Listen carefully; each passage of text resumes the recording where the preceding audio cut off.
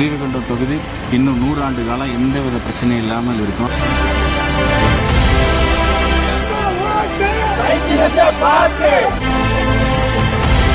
இந்த 5 ஆண்டுகளிலும் நல்ல ஒரு விவசாயம்.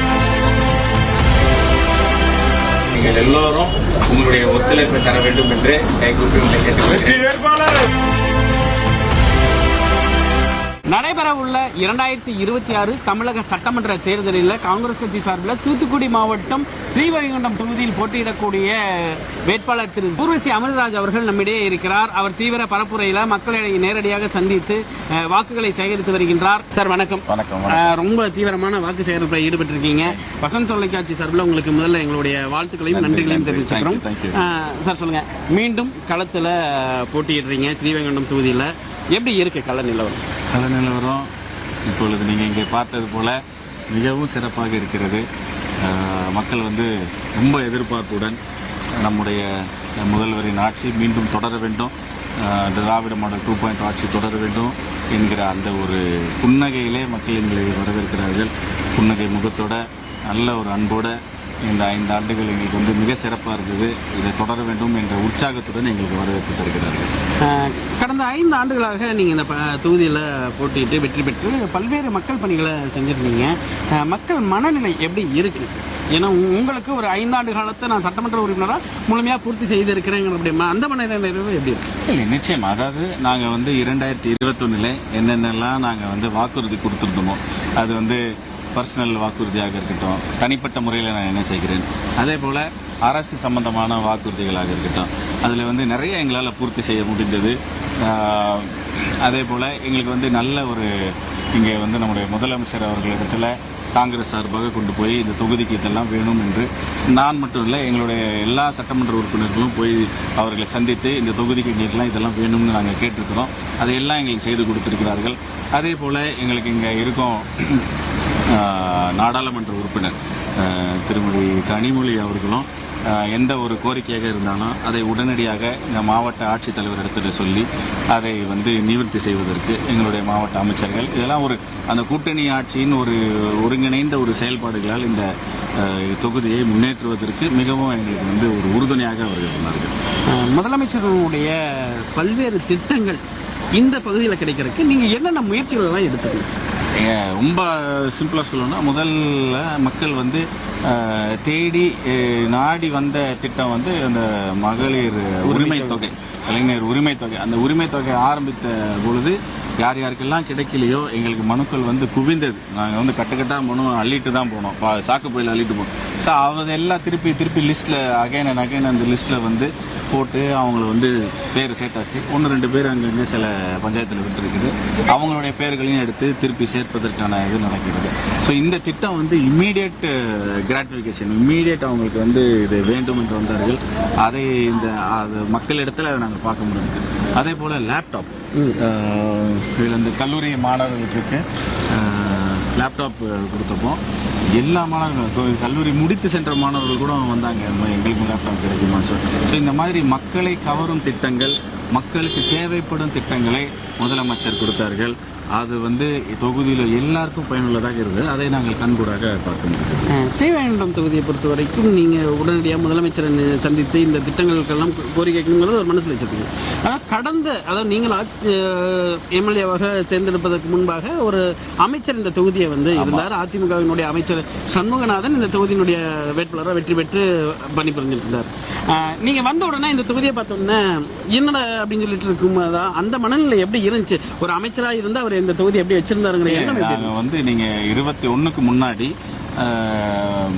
2011 21 கடந்த 10 ஆண்டுகளாக அதிமுகவை சேர்ந்தவர் தான் இங்கே அதுவும் அமைச்சராக இருந்தவர் தான் இங்கே சட்டமன்ற உறுப்பினராகவும் அமைச்சராகவும் அவர் இருந்திருக்கிறார். ஆனால் அந்த தொகுதி பல இடங்களிலே பின்தங்கி இருந்தது. பல ஏரியாஸில் மெடிக்கல் ஹெல்த் கேராக இருக்கட்டும், ஸ்ரீவைகுண்டத்திலே ஆஸ்பத்திரிங்கிறது அதுவும் காமராஜர் பிறந்த ஆஸ்பத்திரி, ஸ்ரீவைகுண்ட ஆஸ்பத்திரி அவ்வளோ புகழ்பெற்ற அந்த ஆஸ்பத்திரி. அப்பொழுது அந்த ஆஸ்பத்திரி மிகவும் ஒரு ஓல்டு ஸ்டேட்டஸில் இருந்தது. அப்பொழுது அங்கே நாங்கள் நிச்சயம் அந்த இடத்துல புதுதாக்குவோம் என்று வாக்குறுதி கொடுத்துருந்தோம். அதை இன்று நாங்கள் முதலமைச்சர்கிட்ட கொண்டு போய், முதலமைச்சரோட நீங்கள் ஸ்பெஷாலிட்டி நம்ம ஒன்று கொண்டு போய் சேர்த்தோம்னா அதில் அவர் இன்னொன்று ஆட் பண்ணி அதில் வந்து நல்லக்கண்ணவரின் பேரால் அந்த ஆஸ்பத்திரியை அவர் கொடுத்தார். நாங்கள் கூட நினைக்கல, எங்களுக்கு ஆஸ்பத்திரி வேணும்னு கேட்டோம். அது அறிவிப்பு வரும்போது நிச்சயம் செய்து தருகிறேன் என்று சொல்ல முதலமைச்சர் நல்லக்கண்ணு பெயரால் அந்த ஆஸ்பத்திரியை வந்து அறிவித்தார்கள். பணிகள் விரைவாக நடந்து கொண்டு வருகிறது. அதே போல் சாயல்புரத்தில் எத்தனையோ ஆண்டுகள் அங்கே வந்து குடி தண்ணீர், அந்த ஒரு டவுன் இன் பர்டிகுலர் எல்லாரும் கைவிட்ட டவுன் மாதிரி இருந்தது. அங்கே வந்து குடிக்கிறதுக்கு தண்ணி, வீட்டுக்கு தண்ணி இல்லாமல் இருந்தது. அங்கே கூட்டு குடிநீர் மூலம் ஒரு பெரிய 7 லட்சம் வாட்டர் டேங்க் கட்டி அதில் வந்து மக்களுக்கு குடிநீர் விநியோகம் செய்வதற்கு இந்த மாதிரி சொல்லிக்கொண்டே போகலாம். இது எத்தனையோ ஆண்டு ரோடு எங்களுக்கு வந்து 2023 பெரிய பெருவெள்ளம் அழிவு வந்தது. அந்த ஊரில் இருந்த மக்களை எல்லாம் திருப்பி எடுக்க முதலமைச்சர் உதவி செய்தார்கள். இங்கே எல்லா அமைச்சர்களும் இங்கே வந்து கேம்ப்பு போட்டு இங்கே வந்து ஏரியாவாக போய் அவங்களுக்கு வேண்டியதை செஞ்சு அவங்களுக்கு நிவாரண தொகைகளும் வழங்கினார்கள். திருப்பி எங்கள் பெரிய பெரிய பாலங்கள், தாமிரபரணி ஆற்றை சுற்றி இருக்க ஏரல் பாலமாக இருக்குது, அதெல்லாம் அப்படியே உடைந்த பாலத்தை மீண்டும் இன்றைக்கு கட்டி எத்தனையோ டேமேஜஸ் ஆன ரோடு இதெல்லாம் திருப்பி இங்கே கொண்டு வந்து மீண்டும் தொகுதியை ஒரு நல்ல நிலைமைக்கு கொண்டு வந்திருக்கிறாங்க. ஸோ அந்த 10 ஆண்டுகளுக்கு இன்றைக்கும் நீங்கள் பார்த்தீங்கன்னா ரோட்ஸ் ஆல்மோஸ்ட் தொகுதியில் ஃபுல்லாக நாங்கள் வந்து more than 1000 crores இங்கே ரோடு ஒர்க் நடந்திருக்குது. அதே போல் தாமிரபரணி ஆற்றை சுற்றி கரை, ரொம்ப காலமாக இல்லாத கரையை இன்றைக்கு பார்த்தீங்கன்னா அந்த இடம் ஃபுல்லாக நல்ல மண்ணை கொட்டி உயர்த்தி இன்றைக்கு கரையை செய்திருக்கிறார்கள். ஸோ இந்த மாதிரி ஒரு லேண்ட்மார்க் இம்ப்ரூவ்மெண்ட்ஸை நாங்கள் கொண்டு வந்திருக்கிறோம் இந்த 5 இயர்ஸில்.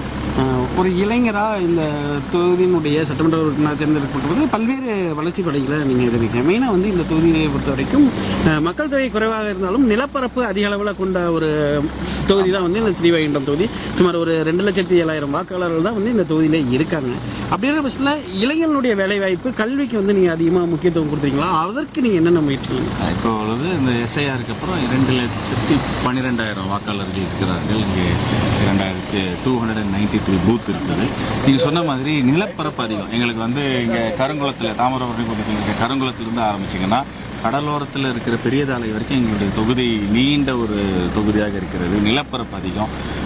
இந்த தொகுதியில் வந்து நீங்கள் எத்தனையோ இளைஞர்களுக்கு நாங்கள் அந்த 2021 தேர்தல் அப்போ நாங்கள் வந்து வாக்கு செல்லும் பொழுது படித்த இளைஞர்கள் நிறையா இருக்கிறாங்கங்கிற அந்த ஒரு தேவையை நாங்கள் உணர்ந்து கொண்டோம். எங்கே போனாலும் நாங்கள் படித்திருக்கிறோம், வேலை இல்லை அப்படிங்கிற ஒரு இதை நாங்கள் கொண்டோம். அதற்காகத்தான் ஊர்வசி அகாடமி என்ற ஒன்றை இங்கே தொடங்கினோம்.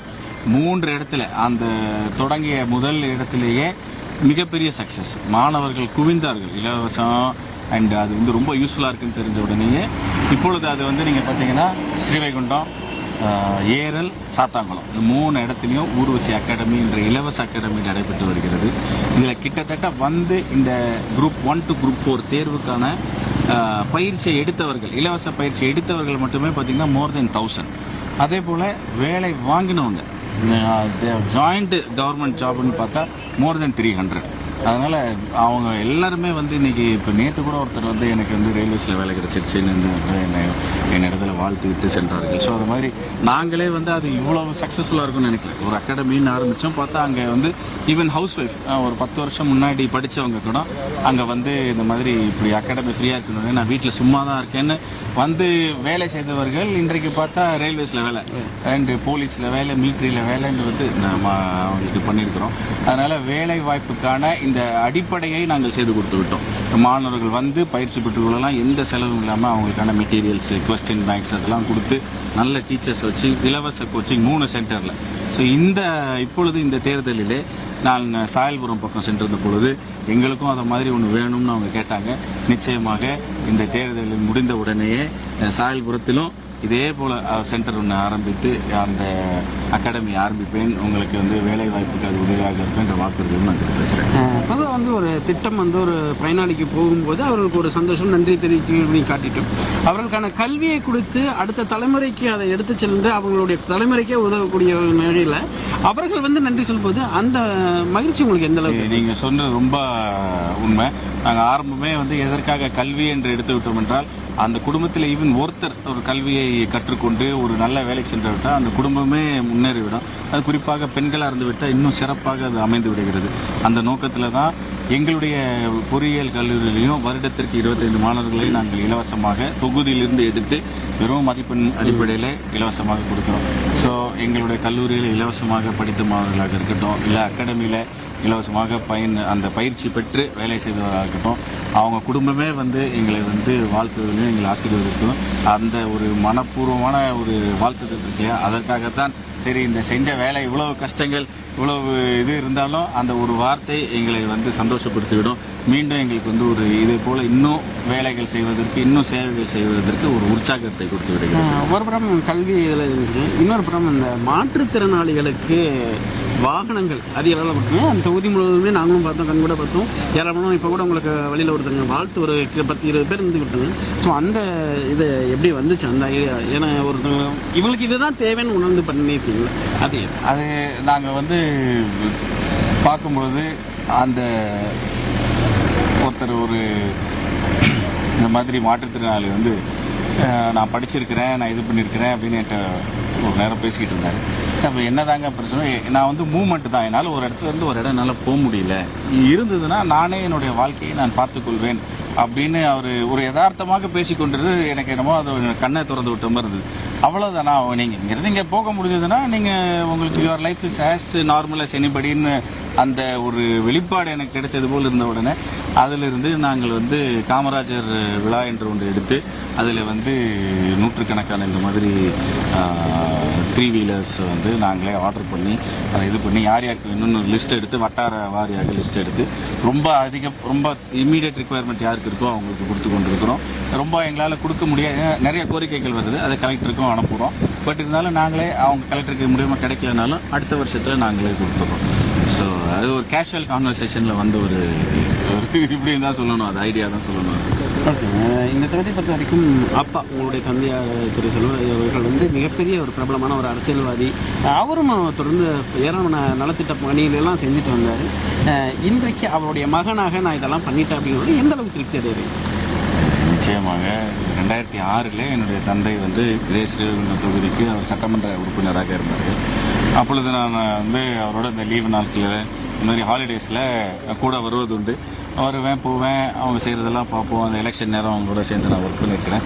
ஸோ அப்பொழுதுலேருந்தே அந்த என்னுடைய தந்தை செய்யும் பணிகளை நான் பார்த்து அப்பொழுது அவங்க எப்படி ஊர் மக்களுடைய பழகிறார்கள், எப்படி என்ன தேவை என்று அறிந்து எப்படி செய்கிறார்களோ ஸோ அதை வந்து அப்படியே உள்வாங்கி கொண்ட ஒரு சிறு வயதிலே உள்வாங்கி கொண்டேன் என்று தான் நான் நினைக்கிறேன்.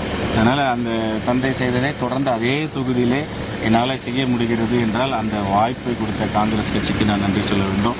அதே போல் என்னை வந்து வெற்றி பெற செய்த ஸ்ரீவைகுண்டம் மக்களுக்கு நான் வந்து நான் நன்றி உள்ளவனாக இருக்க வேண்டும் எப்பொழுதும். இப்போ மீண்டும் அதாவது கடந்த 5 ஆண்டுகள் சாதனைகள் எல்லாமே சொல்லி முடிச்சிட்டிங்க. இப்போ மீண்டும் இதே தொகுதியில் உங்களுக்கு காங்கிரஸ் கட்சி வாய்ப்பை கொடுத்துருக்குறாங்க. இனி என்னுடைய அடுத்த 5 ஆண்டுகள் நான் இதெல்லாம் பண்ண போகிறேன்னு மக்கள்கிட்ட என்ன கோரிக்கைகளை முன்னெச்சிட்டு நாங்கள் வந்து இந்த தடவை இன்னும் தொகுதி எப்படின்னு பார்த்தீங்கன்னா, இப்போ நான் சொன்ன மாதிரி கருங்குளத்துலேருந்து தேய்க்குளம் வருது, தென் சாத்தாங்குளம். ஸோ தாமிரபரணி ஆறுங்கிறது வந்து இப்போ எங்களுடைய ஸ்ரீவைகுண்டம் பகுதிகளிலே நன்றாக இருக்கிறது, குடிதண்ணி பிரச்சனை இல்லை ஒன்றும் இல்லை. அதே நேரம் பார்த்திங்கன்னா சாத்தாங்குளம் வந்து ஒரு ரிலேட்டிவ்லி ஒரு ட்ரை ஏரியா, மழை பெய்து வந்தால் தான் உண்டே தவிர அந்த தாமிரபரணி ஆறிலிருந்து தண்ணீர் வர வேண்டும் என்கிற ஒரு கோரிக்கை வந்து நீண்ட நாள் கோரிக்கை. பட் ஆனால் அது ஒரு சிம்பிள் டாஸ்க் கிடையாது, அதுக்கு ஒரு பெரிய ஃபீஸிபிலிட்டி ஸ்டடி எடுக்கணும். அது வந்து it takes crores and crores of a project. But இருந்தாலும் அதை நாங்கள் பேசியிருக்கிறோம் இவங்க மூலியமாக, எங்களுடைய அமைச்சர் மூலியமாகவும், அதே போல் அமைச்சர் மூலியமாகவும் எங்கள் பாராளுமன்ற உறுப்பினர் மூலியமாகவும் இதை எடுத்து வைத்திருக்கிறோம். இது வந்து இன்னும் சிஎம் டேபிளுக்கு இன்னும் போகலை, இன்னும் செக்ரட்டரிஸோட ஃபீஸிபிலிட்டி ஸ்டடியில் இருக்குது. ஆனால் நிச்சயமாக இதை எடுத்து வந்து இதை கொண்டு வந்து சேர்த்தால் தண்ணீர் தட்டுப்பாடு என்பது இந்த தொகுதியிலே இனிமேல் எந்த காலமும் இருக்காது. அதை செய்ய வேண்டும் என்ற ஒரு பெரும் முனைப்போடு இருக்கிறோம். அதுதான் என்னோட ஒரு கோல். இந்த தடவை என்னோட லைஃப் கோலே வந்து இதை நான் செஞ்சு முடித்தோம் என்றால் இந்த தொகுதிக்கான ஒரு முழுமையை அடைந்து விடும் என்கிறது தான் இருக்குது. அதே போல் தாமிரபரணி நாட்டிலே நாங்கள் போன தடவையே அந்த ஒரு கூடுதலாக ஒரு தடுப்பணை, அது வந்து அந்த ஃபாரஸ்ட் டிபார்ட்மெண்ட் வந்து என்ஓசி வராதனால கொஞ்சம் தாமதமாகி, ஆனால் இப்பொழுது முடியும் தருவாயில் இருக்குது. ஸ்ரீவைகுண்டம் டேம்லேருந்து இப்படி பார்த்தீங்கன்னா தெரியும், பாலத்துலேருந்து பார்த்தீங்கன்னா. ஸோ அந்த ஒரு தடுப்பணை வந்துட்டால் இன்னும் கடலுக்கு போக வேண்டிய அந்த போகிற தண்ணி இன்னும் கம்மியாகும், வீணாக போகிற தண்ணி இன்னும் கம்மியாகும். ஸோ இந்த மாதிரி சில லேண்ட்மார்க் ப்ராஜெக்ட்ஸை முடிச்சிட்டோம்னா ஸ்ரீவைகுண்டம் தொகுதி இன்னும் 100 ஆண்டு காலம் எந்தவித பிரச்சனையும் இல்லாமல் இருக்கும். அதை செய்வதற்காகத்தான் நாங்கள் வந்து மீண்டும் இதில் வந்து போட்டு கேட்டுக்கொண்டிருக்கிறோம். அந்த ஒவ்வொரு பகுதிக்கும் அந்த பகுதி சார்ந்த தொழில்கள் இருக்கும். ஸ்ரீவைகுண்டம் தொகுதியை பொறுத்த வரைக்கும் இந்த பனங்கற்கண்டி, கருப்பட்டி இதெல்லாம் போன்ற ஏராளமான தொழில்கள் இருக்கு. அதை டெவலப் பண்ணுறதுக்கு என்ன ஸ்ரீவைகுண்டத்தில் நீங்கள் ரொம்ப முக்கியம்னு பார்த்தீங்கன்னா விவசாயம், நெல், வாழை, அதே போல் சாத்தாங்குளம் பக்கம் வந்தீங்கன்னா கரும்பு முருங்கைக்காய். ஸோ இதுதான் மேஜர் இது. அது போக மற்ற சிறு இதெல்லாம் பண்ணிகிட்டு இருப்பாங்க. ஸோ இப்போ நீங்கள் நெல்லுக்கு வந்து நாங்கள் வந்து பேசி தண்ணியை சரியான நேரத்திலே திறந்து விட்டு வருகிறோம். இந்த 5 ஆண்டுகளிலும் நல்ல ஒரு விவசாயம் மக்களுக்கு வந்து அவங்க வந்து அதுக்கு முன்னாடி 21க்கு முன்னாடி அவங்க கம்பேர் பண்ணாங்கன்னா நல்ல ஹார்வெஸ்ட் கிடச்சிருக்குது. அதே போல் வாழையும் சிறப்பாக இப்பொழுது இங்கே ஏர்போர்ட் வந்து விடுகிறது, அதனால் எக்ஸ்போர்ட் பண்ணுறது ஈஸியாகிடுது. ரோடு வசதி நல்லா இருக்குது, அதனால கன்னியாகுமரி, கேரளா கொண்டு போகிறது நல்லா இருக்குது. இன்னும் அதில் வந்து எங்களுக்கு நாங்கள் நினைச்சோம் இன்னும் செய்ய முடியல அப்படிங்கிற சில திட்டம் என்னென்னு பார்த்தீங்கன்னா, அந்த வாழையிலேருந்து இன்னும் ஒரு பனானா பவுடர், இன்னும் ஒரு ட்ரைடு பனானா, அந்த மாதிரி இந்த வந்து இன்னும் அரசு சார்பாக அந்த ஒரு தொழிலை பண்ண வேண்டும். அதை வந்து ஸோ அப்படின்னா இந்த பனானாவை வந்து இவங்களே இங்கேயே கவர்மெண்ட்டே ப்ரொக்யூர் பண்ணிடும். ஸோ அப்படிங்கிற அந்த ஒரே ஒரு கோரிக்கை மட்டும் இன்னும் இருக்கிறது. அதையும் நாங்கள் முயற்சி செய்து கொண்டு வருகிறோம். So definitely we will bring it. எல்லா தொகுதியிலும் 234 சட்டமன்ற தொகுதிகளிலும் மக்கள் வைக்கக்கூடிய எல்லாருக்குமான ஆசை வந்து என்னன்னா, என் தொகுதியில் ஒரு ஐடி பார்க் வந்துடாதா? ஏன்னா இன்றைக்கு நாளுக்கு நாள் வந்து வளர்ந்து கொண்டிருக்கிற இளைஞர் சமுதாயம் எல்லாருமே வந்து வெளியூர் போய் தான் வேலை பார்க்குறாங்க ஐடிக்கு. இந்த தொகுதியில் அந்த ஐடி பார்க் போன்ற வசதிகளை ஏற்படுத்துறதுக்கு என்ன ஐடியா வச்சிருக்கு? நீங்கள் 21க்கு அப்புறம் பார்த்தீங்கன்னா முதல் கட்டமாக தூத்துக்குடியிலே ஒரு மினி டைடல் பார்க் வந்திருக்கு. அதுக்கு முன்னாடி எங்கள் மாவட்டத்திலே கிடையாது.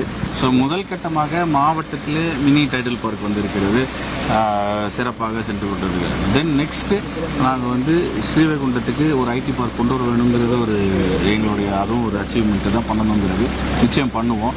இன்னும் அது கொஞ்சம் அவங்க நினைக்கிற மாதிரி இந்த ரோடு கனெக்டிவிட்டி, இன்னும் ஹைவே இதெல்லாம் வரும் பட்சத்தில் அந்த இடத்துல ஸ்ரீவைகுண்டத்தில் ஒரு ஐடி பார்க் வந்து நிறுவனம் செய்யலாம்.